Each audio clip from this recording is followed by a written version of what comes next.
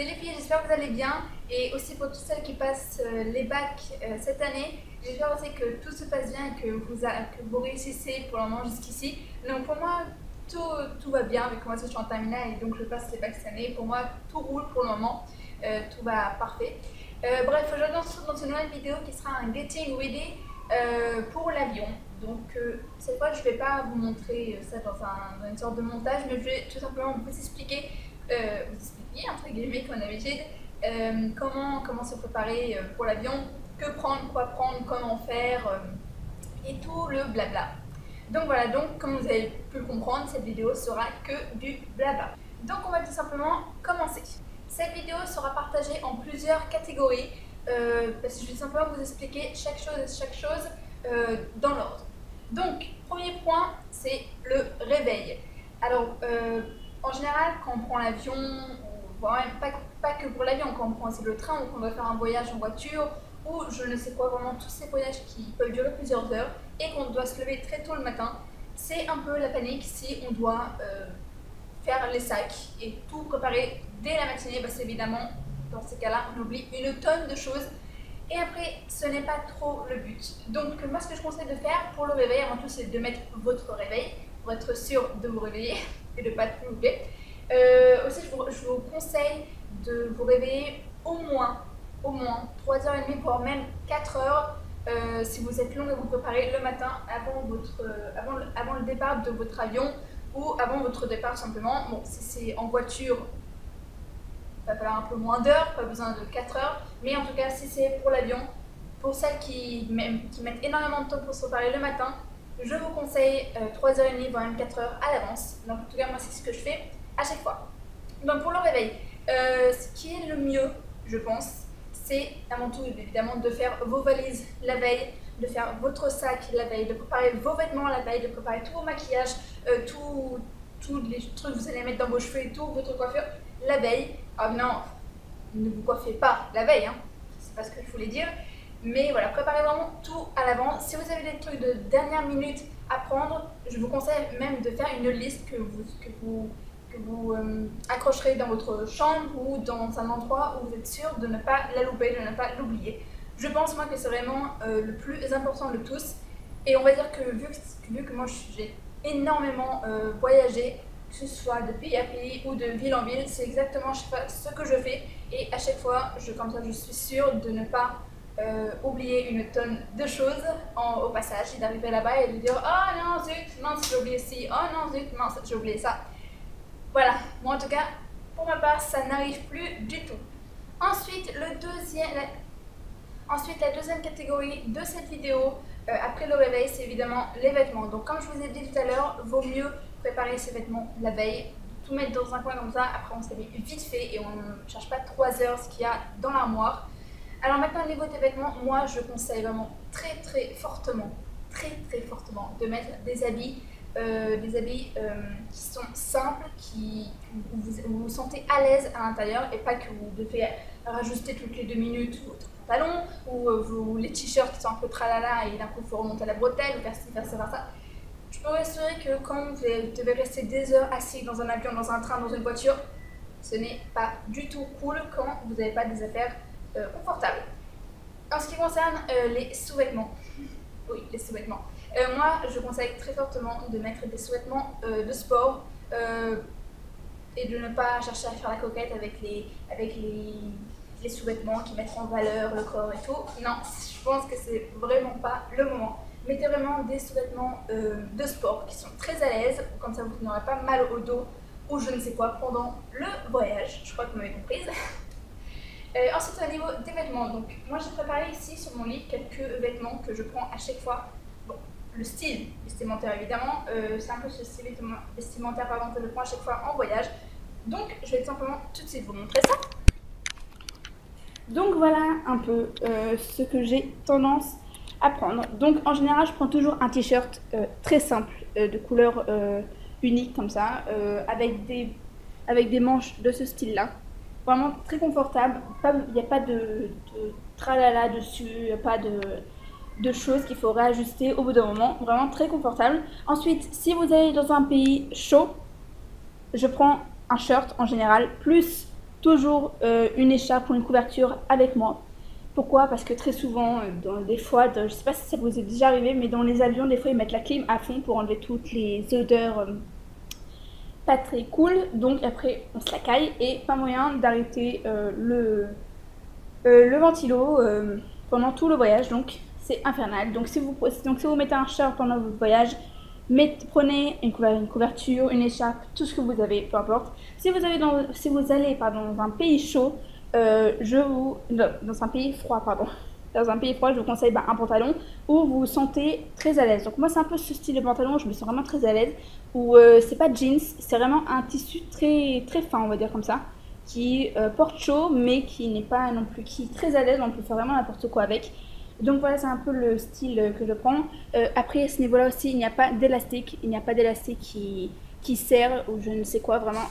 Bref, ce style de pantalon, je ne mets jamais de jeans. Voilà, ça c'est pas très jeans, ça, non. On peut voir que ce n'est pas jeans, donc voilà. Je ne mets vraiment jamais de jeans. Et après, évidemment, peu importe, chaud, froid, moyen, je prends toujours ce gilet. Particulièrement ce gilet avec moi parce que je le trouve vraiment, je trouve qu'il porte hyper chaud et je le trouve vraiment trop classe. Donc voilà un peu ce gilet. Donc ça c'est vraiment un gilet dans tous mes voyages, il me suit. Partout, partout, partout. Je ne pars jamais sans. Donc voilà pour le moment. Donc ça c'est un peu voilà, c'est un peu vraiment les vêtements que je mets à chaque fois. Le style vestimentaire. Évidemment. Après, la troisième catégorie, bon, que c'est pas vraiment une catégorie, je vous en ai déjà parlé, c'est évidemment de faire une liste de toutes les affaires que vous n'avez pas mis dans votre valise la veille. Vraiment, marquez tout sur une liste. Marquez tout sur une liste. Je peux vous assurer que ça va beaucoup vous aider. Et même des fois, quand vous allez relire votre liste le matin même, quand vous serez très pressé, très stressé, vous voyez que vous avez du retard et tout, quand vous aurez lu votre liste, vous bénirez le ciel, tellement que vous n'aurez même pas pensé à prendre ce qui est marqué sur votre liste. Donc, moi, vraiment, ma liste, elle me suit à chaque fois. Elle me suit à chaque fois. Même, j'ai même tendance à l'emporter avec moi en voyage, comme ça, dès que je dois revenir chez moi, je suis sûre de ne strictement rien avoir oublié de ces petites babioles. Donc voilà, vraiment, faites une liste, c'est vraiment très important. Donc, pour une idée de liste du réveil, j'ai marqué quelques petites choses très importantes qui m'est venu comme ça vite fait en tête, qu'en général ce sont les petits détails qu'on ne peut pas mettre la veille dans la valise et que de temps en temps on oublie le matin. Donc ces petites choses, c'est en général la brosse à dents, le dentifrice, pardon, pas frise, le dentifrice, une brosse à cheveux. Évidemment, quand on se coiffe le matin, très souvent on la pose et on l'oublie, ce qui est un peu embêtant après. Linget, déodorant, parfum, si vous en mettez évidemment. Votre téléphone et votre chargeur, parce qu'il y en a beaucoup, moi j'en fais partie, qui mettent la nuit même à charger le téléphone. Donc évidemment après, on oublie. Des chaussons, alors moi les chaussons, ou les tongs, ça dépend ce que vous mettez chez vous, c'est un truc que j'oublie pratiquement à chaque fois. Parce que vraiment, j'y pense plus. Donc maintenant, vraiment, chaque fois, c'est marqué en gros sur ma liste pour être sûr de ne pas oublier. Et dernier petit point que aussi on a tendance de temps en temps à oublier, c'est une bouteille d'eau. Une bouteille d'eau pour les voyages, je trouve ça très très important. Voilà. Et que si on l'oublie, c'est un petit peu la bagarre, la merde. Voilà. Ensuite, les petites choses très importantes aussi, qu'on a un peu tendance aussi à oublier, c'est les petites choses qu'on doit prendre dans une petite sacoche ou dans un sac ou dans un cartable pendant le voyage. Ce qui est vraiment... en général, moi, tout ce que je mets dans mon sac, c'est ce que je vous ai lu dans la liste du début. Parce que c'est vraiment, en général, je n'ouvre pas ma valise pour tout mettre là-dedans. C'est vraiment les petits trucs qu'on a envie d'avoir à côté de soi à chaque fois. Déodorant, lingerie, parfum, chargeur, téléphone, tout quoi, voilà. Donc vraiment, prenez chaque fois une petite sacoche avec vous. Ne vous dites pas non, ça va m'encombrer, je ne vais rien prendre du tout parce que vous allez le regretter. Vraiment, vous allez le regretter. Passer plusieurs heures assis dans un engin et ne pas pouvoir avoir quelques petits besoins par-ci par-là, c'est vraiment... Vous m'avez compris. Ensuite, vu qu'on est des filles, voilà, même pour les garçons, hein, c'est pareil. Pour les garçons aussi, je vous rassure. On a envie de se la jouer très coquette, donc évidemment, on s'habille bien, on se maquille bien, on se coiffe waouh et tout, parce qu'on a, peu importe où on est, on a toujours envie de se la jouer coquette. Et évidemment, le maquillage, quand on en met trop, après quelques heures de voyage, et on a une tête pas possible. C'est-à-dire que le maquillage il a coulé, il s'est enlevé, le mascara, oh my god, un vrai foutoir sur le visage. Donc c'est vraiment pas cool du tout. Donc moi sérieusement, pour celles qui me suivent depuis pratiquement le début de ma chaîne, je l'ai dit, je crois une fois, que en général tous les jours je ne mets pas de maquillage. Je ne mets jamais de maquillage, en fait j'en mets que sur mes vidéos, ce qui est un peu bizarre. J'en mets vraiment que sur mes vidéos pour avoir une tête un peu... mais en général tous les jours je ne mets jamais de maquillage et évidemment c'est sûrement pas dans l'avion que je vais commencer à mettre du maquillage. Maintenant si vous ne pouvez pas faire sans maquillage, si pour vous ça n'existe pas de vous promener sans maquillage, je vous conseille vraiment de ne pas mettre d'eyeliner, de ne pas mettre de crayon noir, de ne pas mettre un rouge à lèvres trop foncé, trop voyant, de mettre vraiment un tout petit peu de fond de teint. Voilà, vraiment le strict minimum. Moi, éventuellement, si je vais me maquiller pour l'avion, pour les voyages, ce que je ferais éventuellement, c'est mettre du mascara waterproof, évidemment, qui ne va pas couler. Si jamais je m'endors, pas que d'après je me lève avec le mascara ici, qui me sert en tant que blush pour les joues. Donc voilà. Ensuite, si je devais en mettre aussi, je mettrais un petit peu de fond de teint, un petit peu de poudre pour fixer le fond de teint, évidemment. Et je mettrais mon labello que j'adore, mon labello que j'arrête pas de parler dans toutes mes vidéos. Donc voilà, moi je crois que mon maquillage vraiment se limiterait à ça, pas besoin de plus. En tout cas moi je n'en vois pas trop l'utilité de mettre plus sur le visage. Ensuite le prochain point que je voudrais parler, c'est les chaussures. Donc il y a pas mal de filles qui sont petites, ou même les filles en général, hein. On aime bien, vous allez mettre les petites chaussures qu'on a achetées hier dans cette boutique, par-ci, par-là. Parce qu'on trouve ça vraiment trop classe, on a envie de les montrer à tout le monde, on est content et tout. Sauf que le problème, c'est qu'après plusieurs heures de voyage, si les chaussures ne sont pas du tout confortables, bon, c'est la mort. Vous assurez que c'est la mort. Donc moi en fait, ce que je prends toujours comme chaussures, c'est mes baskets. Voilà, mes baskets fétiches. Dans n'importe quel voyage, je prends toujours des baskets, qu'il fasse froid ou qu'il fasse chaud, je prends toujours des baskets. Qu'il fasse froid, vu que les baskets sont fermées, ça me protège. Et qu'il fasse chaud, et ben, on donne un coup et hop, la chaussure elle se barre, voilà. Et après on se retrouve sans chaussures et donc on n'a pas chaud. Donc pour moi, les baskets c'est le mieux pour un voyage, en plus c'est plus confortable.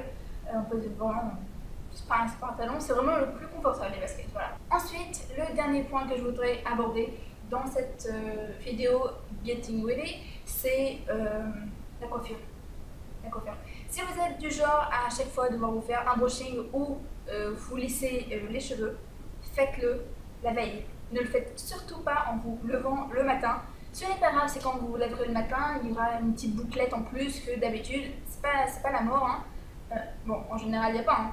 Je sais pas si vous faites bien votre brushing ou vous lissez bien les cheveux. En général, il n'y a pas ça.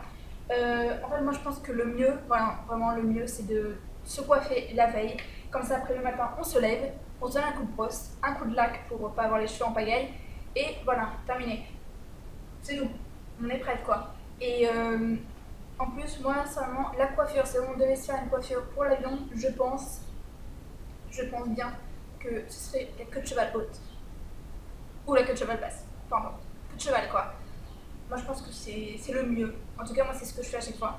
En fait, dans cette vidéo, je vous parle de tout ce que je fais à chaque fois. Donc, c'est pas un miracle. Donc voilà, donc moi, pour ma part, c'est vraiment queue de cheval. Je ne laisse pas les cheveux détachés. Je trouve pas ça cool dans les voyages d'avoir les cheveux détachés comme ça en foutoir. Ou voire même, je ne mets pas de rajout.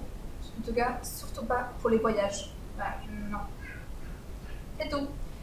Donc ça y est les filles, la vidéo est terminée. J'espère que tous mes petits conseils vous auront aidé et vous auront surtout rajouté quelque chose en plus pour pour se préparer pour les voyages. J'espère que vous avez aimé la vidéo. Si c'est le cas, faites-moi un petit like en bas de la vidéo. Et je vous invite aussi à vous abonner à ma chaîne, à me retrouver sur Instagram et sur Twitter. Et voilà, si vous avez une quelconque question, je vous invite à marquer ça en commentaire ou voire même encore m'envoyer un email dans mon adresse email qui se trouve dans ma barre d'infos. toutes les infos de la vidéo se trouvent dans la barre d'infos, évidemment. Je remarquerai ma liste que je vous ai lue au début de la vidéo dans la barre d'infos si vous voulez savoir. Et donc voilà, j'espère que vous avez aimé la vidéo encore une fois et j'espère surtout vous retrouver dans ma prochaine vidéo. Bisous!